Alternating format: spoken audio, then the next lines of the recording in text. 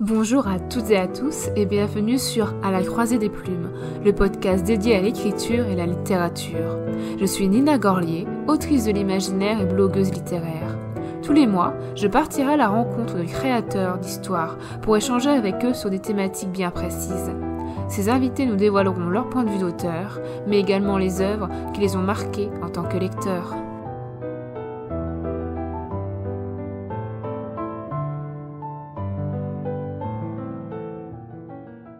Bonjour tout le monde, bienvenue dans le dernier épisode de 2024, l'interlude où je fais le bilan de mon année, que ce soit mon bilan d'autrice, de lectrice, mais aussi mon bilan personnel. Je l'avais déjà fait l'année dernière en 2023 et l'exercice m'avait plutôt plu. Donc je le refais aujourd'hui parce que j'aime bien archiver entre guillemets certains tournants de ma vie et mon avancement d'année en année en fait partie. L'année dernière, j'avais commencé l'épisode en ressortant mes objectifs d'écriture de l'année précédente. Sauf que maintenant, j'ai changé de fonctionnement et je ne marche plus avec des objectifs annuels parce que ceux-ci étaient trop conséquents, ça me mettait parfois trop la pression et me faisait culpabiliser quand je les tenais pas. Puisque parfois mon inspiration peut m'emmener ailleurs ou d'autres occasions se proposent, donc je ne fais pas ce que j'avais prévu initialement. Ce qui n'est pas grave en soi. Mais bon, comme les objectifs me motivent beaucoup, j'ai décidé de les garder, mais en passant à des objectifs saisonniers. Objectifs de l'hiver, du printemps, de l'été, de l'automne, vous avez compris. Ce qui donne pour mes objectifs 2024, si on récapitule, en commençant avec l'hiver 2024, donc à partir de janvier, mon premier objectif, c'était de réécrire le projet Lila, qui était de base une novella, pour en faire un roman. Objectif réussi. Ensuite, mes objectifs du printemps 2024. Corriger le projet Lila suite au premier jet. Ok, réussi. Me documenter sur le projet Pygmalion, aka ma Dark Academia. Ok, réussi. Commencer la planification du projet Pygmalion, ça a été fait aussi. Je l'ai d'ailleurs fini. Le plan détaillé est achevé, il suffit juste d'écrire le premier jet. Ensuite, on arrive à l'été 2024. J'avais comme objectif d'envoyer le projet Lila en soumission. C'est fait. Commencer et avancer le premier jet du projet Pygmalion.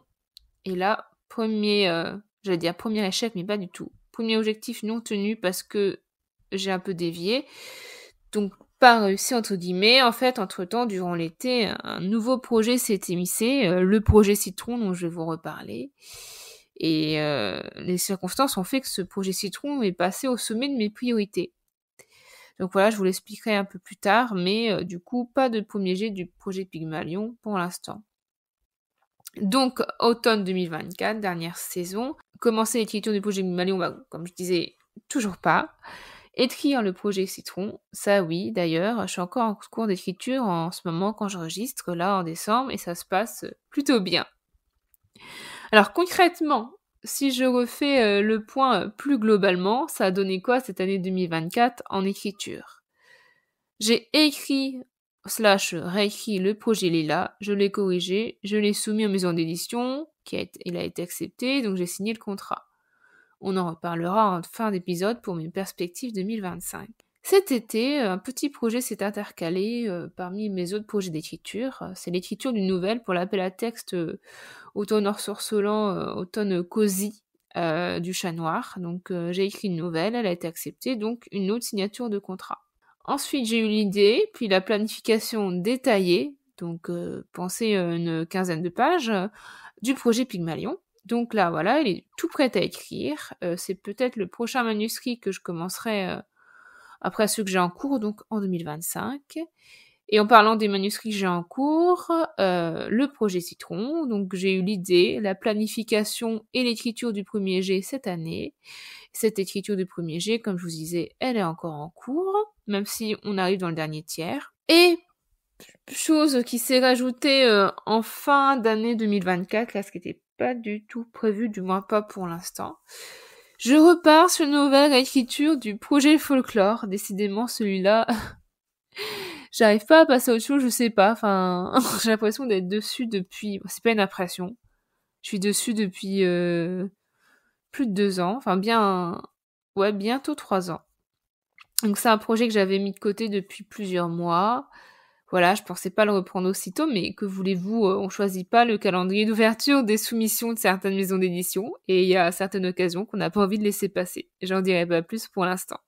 Donc voilà, je trouve que 2024, ça a été une année très productive. Ouais, j'ai quand même signé 2 projets et j'en ai avancé d'autres. Il y a aussi de nouvelles possibilités qui peuvent potentiellement s'ouvrir à moi pour les mois à venir, mais je préfère pas trop en dire pour pas me porter l'œil. Voilà, tant que c'est pas concrétisé, je vais pas trop en parler parce que c'est pas officiel.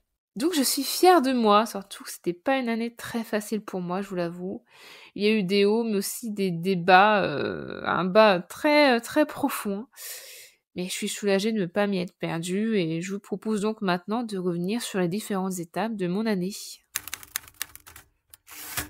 Alors, si on reprend dans l'ordre, j'ai commencé l'année 2024 en étant en plein retravail du projet Lila. De base, c'était une novella plutôt, point recueil, mais comme le projet de ce recueil n'a jamais vu le jour, les années ont passé et l'envie m'a pris, de ressortir ce projet du tiroir parce que je trouvais qu'il avait du potentiel, que j'avais maintenant assez de recul pour, lui apporter du neuf. Je savais que je pouvais en faire un roman, un petit roman, certes, mais un roman tout de même. Et je pensais aussi avoir enfin la maturité nécessaire peut-être pour écrire une histoire de cet acabit, car je vous avoue que c'est peut-être le roman le plus dur que j'ai jamais écrit, dur dans le sens dur par rapport à cette thématique. Alors là aujourd'hui je l'appelle encore Projet Lila, car à ce jour je ne sais pas encore si le titre a été révélé, je ne pense pas. En fait, c'est une réécriture de conte que j'ai écrit pour Magic Mirror. Vous commencez à connaître la chanson si vous me suivez. Concernant le conte réécrit, il y a eu quelques indices sur les réseaux sociaux et beaucoup l'ont déjà deviné d'ailleurs. Parce qu'en fait, si je vous dis Lila, il y a de fortes chances que vous pensiez à un conte et je suis quasi sûre que c'est de ce conte-là dont il s'agit. Petite révélation pour ceux qui écoutent le podcast, ce roman se passe dans le même univers qu'un autre de mes romans. J'en dis pas plus pour l'instant. Voilà, ce projet m'a bien occupé le premier trimestre 2024. À l'occasion, j'ai enregistré un vlog auditif pour le podcast. En gros, je me suis enregistrée étape par étape de l'écriture pour parler de mes avancées, mes envies, mes doutes, mes blocages, ce genre de choses. J'espère que ça sera intéressant. Le vlog sera en plusieurs étapes, puisque techniquement, il n'est pas fini, parce que là, à l'heure où j'enregistre, on va bientôt commencer le travail éditorial, et je vloguerai également cette partie-là. Mais je pense que la première partie du vlog, la partie écriture, elle sortira en février, ça sera la 3e interlude, j'ai un doute, la 3e interlude de la saison 2. Ah la honte, l'autrice en carton. Je crois que c'est à ce moment-là que les éditions du Chat Noir ont lancé leur appel à texte Automne Cosy, donc au début du printemps. Et moi, j'ai décidé d'enchaîner avec cet appel à texte après le premier jet du projet Lila, pendant qu'il était en bêta lecture. Donc j'ai commencé l'écriture de ma nouvelle qui s'appelle Pétricor. Alors j'avais jamais écrit de nouvelle ni de cosy, bref, ça se tentait. C'était l'occasion de s'entraîner et spoiler, je vous l'ai dit tout à l'heure, ça m'a réussi. Sauf que, et c'est là que j'arrive à la partie la plus difficile, sur laquelle j'ai pas envie de m'éterniser, mais ça fait partie de mon année, alors faut que j'en parle. En avril, mon père est décédé. Ce fut brutal, et vous comprendrez bien que j'ai pris du temps à m'en remettre. Je suis désolée, c'est le pire moment, mais il y a Didine qui est en train de récurer sa gamelle à pâté derrière. C'est bien, au moins ça me fait rire. Et bref, merci Didine. Moralement, ça a impacté tout le reste de mon année. Et là, si ça va un peu mieux fin décembre, parce que je suis dans ma famille, je suis avec la grosse Didine, comme vous pouvez l'entendre. Mon petit chat qui devient une petite grand-mère là, que j'adore. Je remonte seulement la pente en fait, et j'espère que je vais pas de nouveau glisser. Donc ça a marqué une pause dans mon écriture de Pétricor. De plus, le hasard a fait que les thématiques de cette nouvelle, qui ont été commencées avant le décès de papa, elles étaient très proches du sentiment qui m'a alors habité, parce que ça part de l'enfance qui s'en va, des souvenirs heureux de nos proches. J'ai quand même pu finir ma nouvelle parce que finalement ça m'a fait du bien, mais voilà, ce fut particulier. Coucou ma Didine. Je sais pas si vous l'entendrez dans le micro, mais là je m'occupe pas d'elle, du coup. Elle vient squatter mes genoux, ça ronronne. Encore un chat très malheureux qui a des papouilles toute la journée. Allez, je prends, 30 minutes pour enregistrer. Non, même 30 minutes, tu me les accordes pas, Didine. Oh, t'es belle. Bref, excusez-moi. En plus, ça doit être frustrant parce que vous la voyez pas. Donc voilà. En parallèle, la vie, elle a continué son cours, notamment les salons littéraires. Je m'y étais engagée, je voulais pas annuler, surtout que certains étaient très importants pour moi, comme les imaginales que je faisais pour la première fois. Donc ça m'a fait beaucoup de bien en fait. Il y a eu de la fatigue aussi, comme toujours avec les salons littéraires. Mais voilà, partager cette expérience avec mes copines autrices, mes éditeurs et bien sûr tous les lecteurs et lectrices que j'ai pu rencontrer, ça m'a vraiment réconfortée et motivée. Alors si on récapitule, en 2024, j'ai fait les Imaginales au mois de mai, la Battle des Monts d'Amnéville au mois de juin, le Dormantastique au mois de juillet, Étrange Grande en mois de septembre, les Aliénales début octobre, et en novembre, j'ai terminé avec la Wycon et le salon de Montreuil, le grand salon du livre jeunesse à Montreuil.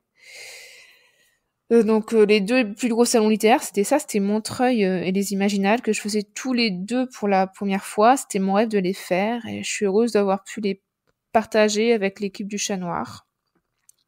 Ça a été l'occasion de croiser plein de gens que j'avais encore jamais vus en vrai, que je connaissais que des réseaux, des amis auteuristes, mais aussi des lecteurs, des lectrices. J'ai vraiment été touchée, même émue de rencontrer certaines personnes qui, je pense, se reconnaîtront. Donc voilà, ça m'a fait du bien cette année qui a été difficile, sans ce refuge qu'est le monde du livre. Je sais pas comment j'aurais fait pour tenir le coup en fait. Tiens, Didine, tu veux ronronner dans le micro? ASMR Didine. Oh, petit coup de boule dans le micro. Je suis désolée, hein, je sais pas ce que ça va rendre. Non, là, elle essaye de donner des coups dans l'ordinateur. Ça marche pas comme ça, ma chérie. Non. Est-ce que maman s'occupe pas de toi, hein? Oh là là, et que je pose mes fesses sur le clavier. C'est quoi ça? C'est un micro, Didine. Oh là là. Oh là là, on est en train d'écrire un roman. Oh là là. Montreuil. C'était mon rêve de les faire et je suis heureuse. Tu viens d'allumer la diff, le truc vocal là. Ah, bref. Je continue après l'interlude de Didine. Les Imaginales, ça a aussi été la sortie en avant-première de ma novella Sous un carré d'immortel aux éditions du Chat Noir. À l'occasion, je vous avais fait un épisode interlude que vous retrouverez dans la saison 1. Alors, il y a eu quelques couacs du côté de l'imprimeur. Du coup, on a failli pas avoir les exemplaires à temps pour les Imaginales. Alors, je vous ai pas les détails, mais ça a été un peu la panique de mon côté, je vous l'avoue. Ça, vous pourrez l'entendre dans le vlog du projet Lila quand il sortira. Mais en fait, comme mon père était décédé depuis 1 mois, à ce moment-là, ce petit couac, ça a été la goutte de trop. Parce que pour pas penser à la mort de mon père, je me concentrais entièrement sur la sortie de Sous un carré d'immortel. Et j'ai l'impression que avec ce petit problème, mon refuge allait s'écrouler, quoi. Mais bon, bref, finalement, les exemplaires sont arrivés à temps, hein, aucun souci. Tout s'est très bien passé puisque tout était vendu dès le premier jour, dès le matin. En fait, on n'en avait pas assez prévu. Mais bon, merci à vous. Merci à tous aussi pour vos retours sur un carré immortel qui ont été, enfin, c'est un roman qui a été extrêmement bien reçu. C'est mon mieux noté, donc merci beaucoup. Alors, je suis désolée si la qualité de l'audio change d'un instant à l'autre parce que j'enregistre le podcast en plusieurs fois. J'ai pas le temps de faire en une seule fois et donc des fois je change d'endroit, de moment de la journée. Donc des fois ma voix change, la qualité aussi. Des fois Didine vient squatter. Enfin, vous commencez à connaître la chanson. Donc désolée si jamais ça change. Bref, je reprends. Donc, si je poursuis le cours de mon année 2024, là, ensuite, on arrive à l'été, aux vacances et à l'un de mes meilleurs souvenirs de l'année, puisque j'ai participé à ma toute première retraite d'écriture. Elle était organisée par Magic Mirror Edition, plus particulièrement par Colombe. Colombe que vous avez pu entendre il y a pas longtemps dans le podcast, puisque c'était l'invité du mois de décembre 2024. Alors, on était 8. On a loué ensemble une villa de vacances au fin fond de l'Ardèche. L'ambiance, elle était dingue. Vraiment, vous voyez, imaginez la vieille maison familiale de vacances. C'était presque un petit château avec un grand terrain, une cave un peu flippante. Il y avait même un rouet comme dans La Belle au bois dormant. Alors, on a eu de nombreux fous rires avec cette maison hantée, entre guillemets. Pour la petite anecdote, il y avait la porte des toilettes du bas. Donc les toilettes qui étaient à la cave, hein, carrément. Elle donnait sur les jardins et elle était fermée à clé. Sauf qu'un jour, cette porte, elle était ouverte et aucune d'entre nous ne l'avait ouverte en fait, puisqu'on n'avait pas les clés. Donc voilà, mystère et boule de gobe, on ne saura jamais le fin mot de cette histoire, mais c'est devenu un peu un running gag parmi les filles qui étaient là. D'ailleurs, merci à elle, à ces filles avec qui j'ai partagé cette super expérience. Donc voilà, il y avait Nora, Perceline, Alicia, Mariti, Maria, Coralie, et bien sûr Colombe, notre super organisatrice qui avait tout préparé. Elle avait fait de super ateliers d'écriture, des tables rondes passionnantes, mais elle a surtout géré tout le côté logistique, nourriture, parce que mine de rien, 8 autrices en pleine création littéraire, ça consomme, faut les nourrir. J'ai vraiment adoré cette expérience. C'est la première fois que j'écrivais à plusieurs, dans le sens que voilà, j'écrivais en même temps que d'autres personnes autour de moi, comme ça. C'était hyper motivant, hyper porteur. Aucune procrastination de ma part, parce que de toute façon, on n'avait pas Internet. Enfin, il n'y avait pas de Wi-Fi, donc il n'y avait pas de distraction possible. Et le cadre ainsi coupé du monde comme ça nous a vraiment permis de nous recentrer sur nous-mêmes, sur l'essentiel. Donc c'est une expérience qu'on compte refaire ensemble en 2025 avec d'autres copines autrices qui vont s'ajouter à l'aventure. J'ai vraiment hâte. Alors durant cette retraite, j'ai travaillé sur plusieurs projets. Les dernières corrections du projet Lila avant de l'envoyer à Magic Mirror, la correction de ma nouvelle Pétricor avant de l'envoyer au Chat Noir. D'ailleurs, fun fact, on était plusieurs à bosser le même appel à texte du Chat Noir pendant cette retraite. Du coup, on a pu relire chacune les nouvelles des autres et ça m'a beaucoup aidé moi personnellement. Et parmi les 10 nouvelles qui ont été retenues par le Chat Noir, finalement, il y en a que 2 qui proviennent de cette retraite d'écriture. Il y a celle de Perceline et la mienne. Donc vous voyez, elle a été efficace, cette retraite, je recommande. Mais surtout, ce qui ressort le plus de cette semaine créative, pour ma part, c'est la naissance du projet Citron, puisque Nora Lake, était là avec moi. On avait déjà parlé d'écrire un roman ensemble, parce qu'on a des univers et des sensibilités qui se ressemblent, qui s'accordent bien, on trouve. Donc on a profité d'être réunis dans une semaine pour s'y atteler, et j'ai jamais été autant efficace. En 2 jours, on avait le pitch, les personnages, l'ambiance, et même le plan complet, chapitre par chapitre, avec la répartition de chaque chapitre entre nous. Voilà, d'habitude c'est des choses, un plan complet, ça me prend des fois plusieurs mois, quoi. Et là, en 2 jours, c'était fait. C'est la première fois que j'ai écrit aussi avec quelqu'un, dans le sens écrire à 4 mains. Et j'adore la tournure du projet. Alors merci à toi Nora, si tu passes par là, de m'avoir proposé une belle aventure. Je pense que je pouvais pas rêver mieux pour première tentative d'un roman à 4 mains. Donc voilà, ça c'était en juillet. En août, j'ai profité de passer du temps avec ma famille, des vacances quoi. Puis la rentrée de septembre est arrivée assez vite, bien trop vite, comme à chaque fois. Alors comme j'avais envoyé mes manuscrits chez mes éditeurs et puis que j'attendais une réponse, j'ai pu bosser sur un autre projet. Donc j'ai déjà rapidement évoqué le titre de travail tout à l'heure, c'est le projet Pygmalion. En fait, j'ai pu travailler le plan détaillé qui est fini maintenant, qui est prêt. Donc prochaine étape, ça sera la rédaction du premier jet. Donc j'ai fait tout ça avant de pouvoir me lancer dans la rédaction du projet Citron avec Nora. Sauf que une fois que voilà, j'étais au comble de ma création et pas au comble de ma santé mentale, enfin j'étais parce que quand même voilà, j'avais perdu mon père, mais ça allait mieux quand même l'été, je pensais. Mais je pouvais que redescendre, voilà. J'ai eu le contre-coup du mois d'avril en fait en automne. C'est comme si tout ce que j'avais mis de côté concernant le deuil de mon père, ça m'est revenu en pleine face. Parce que avant Du coup, au printemps-été, j'avais la sortie de mon roman, mes corrections à faire, la retraite d'écriture, etc., etc. En fait, tout ce que je rejetais concernant mon deuil, quoi, ça finit par me revenir plus grand encore et ça a été très dur. J'avais l'impression de tomber dans un gouffre. Enfin, c'était n'importe quoi. J'en étais à... Je pleurais au travail, j'ai pleuré sur un salon, enfin... Je m'étais jamais vue comme ça. Et ça, c'était juste avant les vacances de la Toussaint, qui sont arrivées à temps, parce que franchement, j'en pouvais plus, quoi. J'étais vraiment très, très fatiguée. Alors, avec les vacances, après, ça allait mieux, quoi, heureusement. Donc là, je touche du bois. Mais j'ai de nouveaux projets qui se concrétisent, qui me permettent d'avoir un objectif. C'est un peu la carotte pour me faire avancer. J'ai reçu un oui pour Pétrichor, un oui pour le projet Lila. Donc j'ai signé 2 contrats d'édition à la suite pour 2025. Même si sur le coup, j'étais tellement mal que je m'en suis pas vraiment réjouie en fait. C'est à peine si je m'en rendais compte, c'est étrange, mais là maintenant je me rends compte, je me réjouis, je suis pressée de faire tout ça. Donc pour moi, ça y est, c'est un signe que je commence à aller mieux.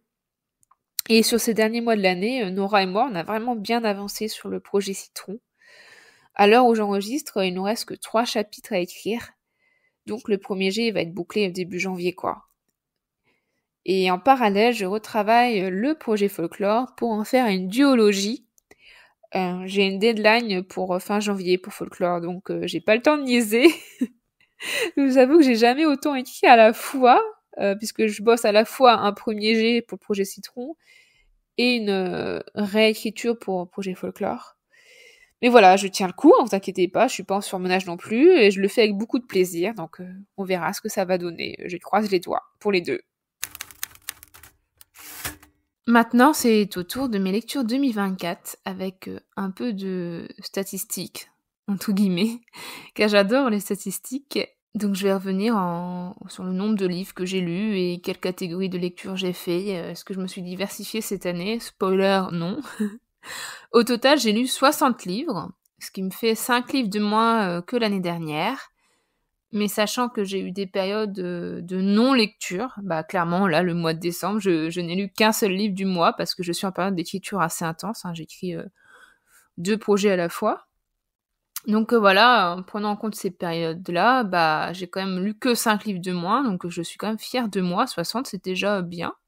C'est peut-être pas beaucoup par rapport à certains, c'est peut-être beaucoup par rapport à d'autres, mais chacun son rythme. Et en plus, ce fut de très belles lectures dans l'ensemble, pas de réelle déception de ce côté-là, à part une peut-être dont je vais reparler. Mais voilà, alors parmi ces 60 lectures, si je fais du coup mes petites statistiques, j'ai 31 lectures francophones, donc la moitié sont des lectures francophones. Qu'est-ce que j'entends par là? C'est par des auteurs ou des autrices français, belges, suisses, qui écrivent en français. Puisque moi, je tiens de plus en plus à privilégier en fait la littérature francophone qui est de qualité, surtout en SFFF, ce que je lis principalement. Et alors que certains éditeurs ont tendance à privilégier les traductions alors qu'on a des pépites chez nous. Enfin bref, je vais pas entrer dans un débat, mais voilà. J'ai quand même lu du coup des auteurs anglophones pour la plupart, mais j'ai également des gens de... j'ai découvert Maria Enriquez cette année, donc une littérature donc sud-américaine, argentine. J'ai lu un auteur allemand. J'ai découvert Murakami, donc j'ai lu un auteur japonais assez connu.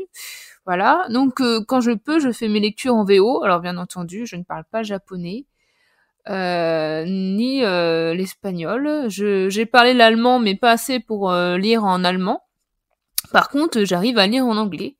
Ce qui fait que cette année, j'ai fait 9 lectures en anglais, en VO. Ce qui est pas mal, j'aime beaucoup, ça me permet d'entretenir mon anglais et toujours gagner du vocabulaire. Et petit à petit, j'arrive à progresser dans mon niveau d'anglais. Alors, j'ai commencé surtout avec le young adult, je vous avoue, où la langue est un peu plus simple, entre guillemets, mais par exemple, l'année prochaine, j'aimerais bien continuer à découvrir une autrice comme R.F. Kuang, avec sa trilogie La guerre du pavot, qui est de la fantaisie adulte assez exigeante, je crois. Comme seul le tome 1 a été traduit en français, si je veux lire la trilogie complète, je pense qu'il faut que je la lise en anglais. Après tout, j'ai lu Babel de cette même autrice l'année dernière qui a été un coup de cœur. Je l'ai lu en anglais, je me suis bien débrouillée, donc alors qu'il y a quelques années, j'aurais pas pu. Donc je suis fière de moi sur ce côté-là. Bref, je ferme la parenthèse. J'aime bien aussi mettre en avant des lectures écrites par des autrices ou auteurices qui me réussissent plutôt bien. Par exemple, sur mes 60 lectures, j'en ai lu que 9 écrites par des hommes. Donc 51 lectures écrites par des femmes ou des personnes non binaires. Donc voilà, donc ça c'est pour c'est en dehors du genre, mais si je me penche sur les genres de lecture que j'ai lus, comme je vous le disais, je lis pratiquement que de la SFFF, donc science-fiction, fantasy, fantastique. Cette année, sur mes 60 lectures, j'en ai lu que 9 qui étaient hors SFFF. Alors qu'est-ce que j'entends par là? Je pense que j'ai des classiques. J'ai lu le recueil de poèmes, donc la poésie, le recueil de poèmes de Perceline. J'ai lu du théâtre. J'ai relu Antigone, qui est ma pièce de théâtre préférée de tous les temps. J'ai lu des drames, du contemporain, voilà. Donc pour moi, ça rentre dans une catégorie à part. Je mets dedans aussi tout ce qui va être littérature blanche. Mais si je regarde vraiment du côté SFFF, alors en science-fiction, zéro. Je lis très très peu de science-fiction. Il y a une seule sortie de science-fiction qui m'intéressait, c'était en fin d'année, mais c'est Mes ailes en cage de R. Sennelier sur Magiquement Édition, mais je lirai en janvier-février, je crois. Donc finalement, zéro lecture de science-fiction en 2024. Et si je regarde du côté des autres F, j'ai 21 lectures de fantasy pour 30 lectures de...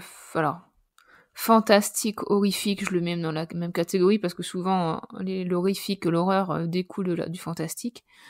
Donc voilà, 21 lectures de fantasy contre 28 lectures de fantastique horrifique. Ce qui est donc une inversion, parce que l'année dernière, j'avais lu plus de fantasy que de fantastique. Et je trouve que ça correspond bien avec mes aspirations en tant qu'autrice. Cette année, j'ai plutôt travaillé sur des projets de fantastique comme le projet Citron ou bien le projet Pygmalion que j'ai planifié. Donc ça reflète bien comment je suis. À voir l'année prochaine si ça va s'équilibrer, si l'un va reprendre la balance sur l'autre. On verra. Avant de passer au positif, à mes meilleures lectures de l'année, je voulais juste dire quelques mots sur ma seule déception de l'année. Alors attention, avec l'accent, An Education in Malice de S.T. Gibson, qui est un roman que j'ai lu en VO, qui est vendu comme une Dark Academia, ce qui est un peu le genre que j'ai travaillé avec le projet de Pygmalion et un genre que j'aime beaucoup. Et c'est aussi vendu comme un peu, pas vraiment une réécriture, mais plutôt une inspiration de Carmilla de Sheridan Le Fanu, puisqu'on est sur une histoire de vampire saphique et les deux protagonistes s'appellent Carmilla et Laura. Mais ça s'arrête là, les ressemblances. Alors quand je dis déception, je l'ai pas détesté non plus. J'ai pas passé un mauvais moment. C'est juste que, vu comment c'était vendu Dark Academia Vampire Saphique, je m'attendais à mieux, à plus, à quelque chose de plus travaillé, plus original. Donc j'ai trouvé que les personnages secondaires étaient inexistants, l'antagoniste il était anecdotique, je trouve ça dommage. Il y avait beaucoup de facilité scénaristique et voilà, c'est un roman qui réinvente en rien le genre, que ça soit la Dark Academia ou l'histoire des vampires, ça réinvente pas grand chose. C'est du vu et du revu, je trouve, donc dommage. Mais voilà, je crois que j'avais mis 3 sur 5, j'hésitais entre 2,5 et 3 sur 5. Tout, finalement, j'avais mis 3 sur 5 sur Instagram. Ça va, si c'est ça ma pire lecture de l'année, c'est-à-dire que tout le reste est au-dessus. J'ai quand même pas mal de coups de cœur, de belles lectures. Je m'en tire bien, contrairement par exemple à l'année dernière, en 2023, où j'avais 2 Dark Academia qui m'avaient déçue. Dont j'avais une, je l'avais même carrément abandonné. Là, j'ai abandonné aucun livre cette année, donc je trouve que dans l'ensemble, j'ai bien sélectionné mes lectures, elles m'ont plutôt bien réussi. Donc je vous propose maintenant de revenir sur mes meilleures lectures mois par mois. Et enfin, ensuite je ferai le bilan, le podium de mes 3 meilleures lectures. Alors en janvier, ma lecture préférée fut La brume des jours d'Anne Fakhouri, qui est une autrice que j'ai découvert avec Le clairvoyage. Une sorte de roman sur l'enfance, le passage, le fait de grandir, de faire le deuil de ses parents, puisqu'on va suivre Clara, une petite fille qui va perdre ses parents, qui va basculer dans un autre monde où sont peuplés, où vivent des sortes de fées, fae. Il y a des références, par exemple, à Puck du Songe d'une nuit d'été de Shakespeare. Et moi, c'est un roman qui parle donc de l'enfance, de la nécessité de grandir, de faire son deuil, et qui a un côté un peu Alice au Pays des Merveilles ou Coraline, dans ce sens un peu étrange, un peu inquiétant et fascinant à la fois et merveilleux. Mais voilà, sauf que c'est pas avec des fantômes et des monstres bizarres, mais ou des animaux parlants et des reines qui veulent couper des têtes. Là, c'est avec des fées, des fae, qui est un peuple, de petits peuples qui me fascine dans vraiment la conception plus ancienne qu'on a, où c'est des êtres doubles, non fiables, à la fois joueurs et méchants, qui ont des règles, une moralité autre que la nôtre. Des fois, ils sont limite amoraux. C'est ça qui m'intéresse, et pas les fae sexy qu'on a chez Sarah J. Maas et tous ces copycats qu'il y a eu. Enfin, donc voilà, le clairvoyage, c'est une de mes lectures préférées de 2023, et j'ai découvert que c'était en fait une duologie. Il y a une suite donc qui est également publiée chez La Talente, qui s'appelle La Brume des jours. On va continuer à suivre les aventures de Clara, qui grandit dans ce tome. Et j'ai vraiment adoré. Alors, Anne Fakhouri, c'est une autrice que j'ai découvert malheureusement après son décès. Elle est décédée il y a 2-3 ans maintenant, je pense. Malheureusement, je pense qu'on a perdu une grande et belle plume de l'imaginaire francophone. Et ça me rend triste, parce que je sais que je vais lire tout ce qu'elle a fait. Et ça m'entriste de savoir que il y a déjà un terme à sa bibliographie, et que rapidement j'en aurais fait le tour. Ensuite, en février, j'ai lu Du thé pour les fantômes. En mois de mars, ma lecture préférée, ce fut La voix de la vengeance de Sacha Morage. D'ailleurs, Sacha, je l'ai reçu dans le podcast pour l'épisode sur la narration à la première personne, qui était l'épisode je ne sais plus combien de la saison 1, mais vous pouvez le retrouver donc si vous cliquez sur le podcast sur Spotify ou les autres plateformes, vous pouvez retrouver cet épisode que j'ai adoré tourner, où on s'intéressait donc les narrateurs à la première personne. Et dans son roman La voix de la vengeance, sa narratrice Vaël, qui est également son anti-héroïne, elle m'a vraiment marquée, elle en vaut le détour. C'est un roman qui m'a tenu en haleine, que j'ai trouvé aussi très original dans son système de magie. Donc voilà, je vous invite à découvrir ce roman, qui a eu des prix, pas mal de prix. Je crois qu'il a eu il a été récompensé aux Aliénales. Il le mérite, et j'ai hâte de lire l'année prochaine sa Dark Academia qu'elle a fait, qui s'appelle Les Arcanes du Mal.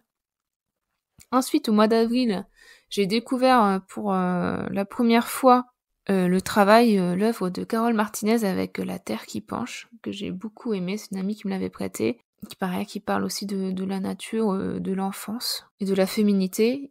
Et du coup, je me suis acheté d'autres œuvres de Carole Martinez. J'ai acheté Le Domaine des murmures, qui se passe dans le même univers que La Terre qui penche, après ce que j'ai compris. Et j'ai pris aussi, alors est-ce que c'est Le Cœur cousu ? Je crois que c'est Le Cœur cousu que j'ai pris d'elle. Ensuite, en mois de mai, j'ai adoré, j'ai Vita Nostra, dont je vous avais parlé dans l'épisode sur la Dark Academia, le premier épisode de la saison 2. Alors, j'ai plus le nom des auteurs, parce que c'est des Ukrainiens. Alors, c'est Marina et Sergei. Oh, je sais plus. Comme je suis une podcasteuse en carton, j'ai pas le livre sous les yeux en ce moment. Mais ça, c'est une Dark Academia un peu what the fuck. C'est vraiment très conceptuel, donc je vous invite à aller écouter l'épisode où je vous en parle plus en détail.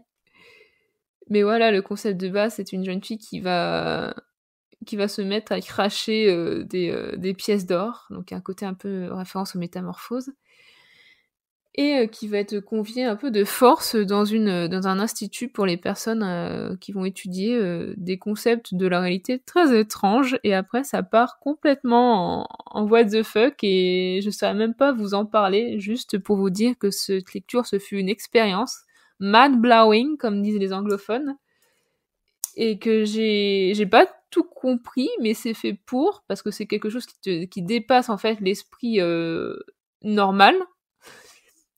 Mais j'adorais. Mais c'est le genre de roman là, c'est classé en Dark Academia, mais en vrai, c'est inclassable en vrai. Ensuite, au mois de juin, j'ai lu Picnic, enfin Hanging Rock. À chaque fois, je dis j'ai lu au mois de juin, mais voilà, c'est pas ma seule lecture, c'est ma meilleure lecture, encore une fois. Picnic Hanging Rock, je savais que j'étais en terrain familier parce que j'adore le film des années 70 qu'il adapte et la série avec Nathalie Dormer qui date de 2018, je crois, qu'il adapte aussi. J'aime beaucoup l'histoire, l'ambiance, les personnages. Faut savoir que je l'ai déjà dit plusieurs fois dans le podcast, mais c'est cette œuvre-là qui m'avait inspiré l'ambiance de Miranda. D'ailleurs, le prénom Miranda de mon héroïne vient de la Miranda de Picnic Hanging Rock, cette jeune fille qui disparaît, dont la disparition est au cœur du roman. Mais j'avais jamais lu le roman, justement. Il était temps de m'y mettre. Alors, j'ai pas été trop surprise, parce que je connaissais bien sûr l'histoire, mais j'étais ravie de la découvrir sous ce média-là. Donc, un troisième média, et le média originel, on va dire. Donc voilà, meilleure lecture de juin. Ensuite, on passe en juillet, où j'ai lu pas tant que ça, parce que j'ai plutôt écrit, parce que j'ai fait ma retraite d'écriture au mois de juillet. Et puis aussi, j'ai profité de mes vacances, donc je me suis amusée, j'ai visité des choses, je n'ai rien fait parfois de mes journées. Donc je n'ai lu que 2 livres, et ma meilleure lecture, ce fut Un passé englouti d'Avarid, donc c'est A Study in Drawing en VO. J'ai beaucoup aimé, il y a un petit côté Dark Academia aussi, mais c'est pas dans un contexte universitaire, mais il y a ce côté de recherche sur un auteur légendaire, un auteur qui fait partie un peu du roman national du royaume dans lequel l'intrigue se passe. Et ça mélange ce côté-là, Dark Academia, gothique, parce qu'on est dans un manoir au bord d'une falaise, au bord de la mer, un manoir en décrépitude qui prend littéralement l'eau de partout, donc c'est très humide. Et il y a le côté un peu la faerie, le roi des faées, un peu ce que je vous parlais tout à l'heure avec la brume des jours, c'est faé inquiétant, quoi. C'est pas rissant de le beau gosse mal alpha, là. Non, c'est vraiment un truc flippant, et le roi des fées qui s'en prend aux toutes jeunes filles pour les séduire, slash leur faire des choses sans consentement, voilà vous voyez ce que je veux dire. Ce qui est vraiment le côté inquiétant de la faillerie. Donc j'ai beaucoup aimé ce roman d'Avarid. Du coup, d'elle, je me suis acheté Lady Macbeth, même j'ai un peu peur parce que j'ai vu des retours mitigés. Mais j'ai aussi acheté Juniper and Thorn, qui est un de ses premiers romans, qui je sais pas sera traduit, parce que je crois qu'il est un peu plus sombre encore. C'est une écriture de conte, du conte du Genévrier, qui est un conte un des plus sombres que je connaisse. On parle d'infanticide et de cannibalisme, par exemple, qui a des petites références, des petites ressemblances avec Blanche-Neige, donc j'avais mis des petites références dans Le Reflet brisé, mais voilà, donc j'ai hâte de lire une écriture du conte du Genévrier, vraiment dédiée à ça, par une autrice que j'ai beaucoup aimée. Le seul roman que j'ai lu d'elle pour l'instant me plaît beaucoup, donc pourquoi voir pour 2025, et je viens d'apprendre qu'il y avait un tome 2 qui était prévu pour Un passé englouti, donc j'ai hâte. Donc ça, ce fut une lecture en VO aussi. Au mois d'août, ma meilleure lecture qui fait un coup de cœur, c'est Nuit d'orage à Haute-Rive. Alors je m'étais réservé cette lecture pour l'été, parce que ça se passe dans l'été à Lyon dans les années 50, c'est un drame familial, et j'adore, c'est que ça commence, tu sais que quelqu'un a été tué par une paire de ciseaux de couture, et après c'est tout un retour en arrière des mois avant, et la tension monte parce que tu te dis mais qui va être tué, et surtout qui va tuer. Et donc tu vois un peu, il y a un personnage un peu clairement sociopathe qui est au milieu de cette histoire, et avoir plein de tensions, plein de jalousie, de mensonges, de passions cachées dans cette famille qui est richissime de Lyon, dans la demeure de Haute-Rive, et ça s'accumule, et ça arrive à son paroxysme. J'ai adoré cette lecture parfaite pour l'été. Donc voilà, c'est aux éditions Hurlevent, c'est de Juliette Galliani, j'ai hâte de voir ce qu'elle va faire d'autre. Ensuite, en septembre, j'ai mis donc Tu aurais dû t'en aller de Daniel Kellman. Je fais une mémoire parce que voilà, comme je vous disais, j'enregistre ça un peu le soir là, et j'ai pas tout sous les yeux. Mais Tu aurais dû t'en aller, c'est le roman qui m'a le fait le plus peur cette année, alors que c'est un tout petit roman, c'est même une novella, ça fait 80 pages.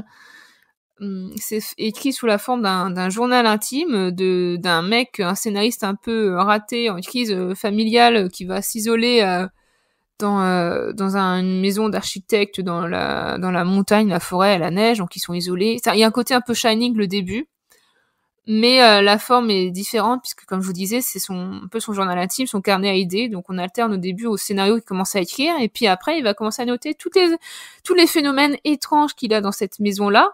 Et clairement, il y a des scènes où j'étais pas bien parce que moi, donc j'étais seule, c'est moi, je lisais le soir, mauvaise idée.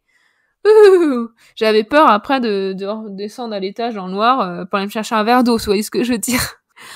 Ensuite, en novembre, j'ai lu en lecture commune avec Perceline Les Hauts d'Hurlevent, ou / Les Hauts de Hurtebise pour la nouvelle traduction. Nouvelle traduction qui est super, hein, malgré le titre, le changement de titre inexplicable qui peut heurter, mais franchement, je vous conseille la nouvelle traduction. C'est la première fois que je lisais Les Hauts d'Hurlevent, et j'ai adoré, ça a été un coup de cœur. Je vous spoil un peu mon podium, et je suis contente de l'avoir découvert à cet âge-là, avec cette traduction que je trouve très accessible et très intelligente. Je sais pas si je l'aurais autant apprécié si j'avais lu plus jeune, mais en tout cas, c'est vraiment le bon moment. J'adore le personnage d'Iflif, dans le sens que c'est pas une bonne personne, mais j'adore les personnages justement horribles et fascinants comme ça. J'aime beaucoup aussi Catherine Earnshaw. Et aussi l'autre génération des enfants, parce que le roman est en 2 parties à peu près. Donc voilà, je suis contente d'avoir pu enfin découvrir l'œuvre d'Emily Brontë. En novembre, j'ai lu De délicieux enfants. C'est donc ma meilleure lecture de novembre, du Flore Vesco. Est-ce que j'ai encore besoin de présenter Flore Vesco? Si comme moi vous aimez les réécritures de contes et les plumes francophones, bah voilà, c'est ce que je disais tout à l'heure, faut mettre en avant les plumes francophones. On a des pépites sur pépites avec Flore Vesco. C'est très intelligent ce qu'elle fait, c'est très poétique. Elle joue sur la langue française comme personne d'autre ne sait le faire, et à chaque fois ça parle de la nécessité de grandir, l'enfance et la féminité. Alors les anglophones, ils ont un terme, c'est le girlhood, c'est pas childhood, l'enfant, c'est girlhood, vraiment ce côté l'enfance des petites filles qui grandissent, qui découvrent leur corps, leurs premiers émois amoureux, leurs premières règles, voilà ça. On n'a pas de terme spécifique comme girlhood parce que féminité, c'est pas ça. Là, c'est vraiment spécifique au devenir femme, vous voyez. Je sais pas si je suis claire. C'est un peu quelque chose que j'ai avec le projet Lila, par exemple, que j'essaie d'aborder. Mais bref, je m'éparpille encore. Flore Vesco, De délicieux enfants, une réécriture très intelligente une réécriture très intelligente du Petit Poucet et de sa variante allemande, j'ai beaucoup aimé. Et enfin, en décembre, ma lecture préférée, elle est facile à trouver parce que j'en ai lu qu'un seul, mais coup de chance, celui que j'ai lu, je l'ai adoré. C'est Diamant de Vincent Tassi. Vincent Tassi, j'avais lu que Apostasie pour l'instant, qui est peut-être son plus connu. Et je voulais voir ce qu'il faisait en fantaisie, parce qu'il a une plume magnifique, très poétique. Donc je voulais voir cette fantaisie un peu gothique, un peu fantaisie un peu baroque, avec cette plume. Et franchement, une belle réussite, encore une fois. Et donc pour terminer, parce que j'ai encore parlé trop longtemps, je me suis un peu éparpillée partout, je suis une spécialiste pour ça. Même quand je suis toute seule, les épisodes ils risquent de durer longtemps. Bref, je termine donc avec mon podium. Donc les 3 que je vais vous citer, je viens d'en parler parce qu'ils se trouvaient dans mes meilleures lectures d'un des mois. En 3e position, je place Nuit d'orage à Haute-Rive. En 2e position, je mets Les Hauts d'Hurlevent. Et enfin, du thé pour les fantômes, je suis passée rapidement dessus parce que voilà, je voulais le garder pour la première place. Une révélation, un coup de cœur, une ambiance tellement à la fois, je sais pas, c'est en dehors du temps, mais c'est en même temps très proche de nous. Ça évoque la campagne niçoise, les souvenirs de famille, la relation la relation entre 2 sœurs, donc la sororité, le lien à la mère, à l'héritage, au pouvoir, au regard des autres.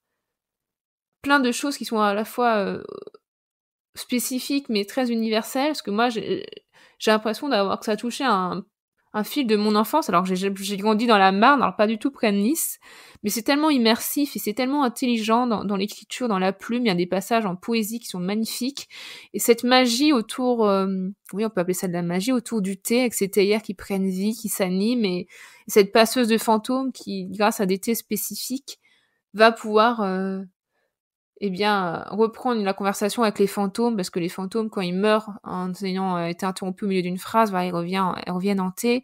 Et il y a donc Félicité, et de l'autre côté, il y a Agonie, sa sœur jumelle, qui porte bien son nom. Malheureusement, sa mère ne l'a pas gâtée, il l'a appelée comme ça, parce que c'est plutôt une sorcière, donc à chaque fois qu'elle parle, elle a des phalènes qui sortent de sa bouche, qui viennent un peu faire faner les choses qu'elle touche. C'est tellement beau, émouvant, étrange, un peu drôle. Il y a cette voix narrative, ce narrateur à la première personne qui nous raconte toute cette histoire dans un salon de thé alors qu'il pleut dehors.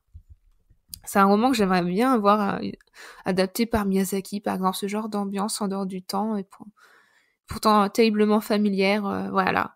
C'est pareil, j'ai tellement aimé ce livre que j'ai lu donc en février, et dès février, je pense que je savais qu'il serait dans mon podium. J'ai tellement de choses à dire que je sais pas comment faire le tour. Donc lisez Du thé pour les fantômes de Chris Vuklicevic, une autrice que j'ai hâte, dont j'ai hâte de lire toute la bibliographie. Et je vous dis ça, mais il a eu un joli succès en librairie, donc plus besoin de faire de la pub, mais voilà, faut le lire quand même. Voilà, on arrive au terme de ce bilan 2024, donc je vais faire une ouverture sur 2025 avec mes perspectives concernant l'année à venir. Je vais plutôt dire perspectives ou alors mes envies, plutôt que objectifs, pour ne me mettre trop la pression. Alors, côté lecture, je vais enfin m'atteler à ce que j'avais évoqué l'année dernière, c'est-à-dire me remettre aux classiques, et pas des moindres, parce que je vais sortir vraiment les gros pavés de ma pile à lire, vous savez, ceux avec qui je pourrais assommer mes élèves quand ils sont au passage au CDI. Voilà, plus sérieusement, j'en ai sélectionné déjà 4 pour 2025, à raison d'un par trimestre. Pour le premier trimestre, je vous avais fait voter sur Instagram, et le gagnant est Anna Karenine. Pour la suite, je compte lire Notre-Dame de Paris, Le Comte de Monte-Cristo et Le Rouge et le Noir.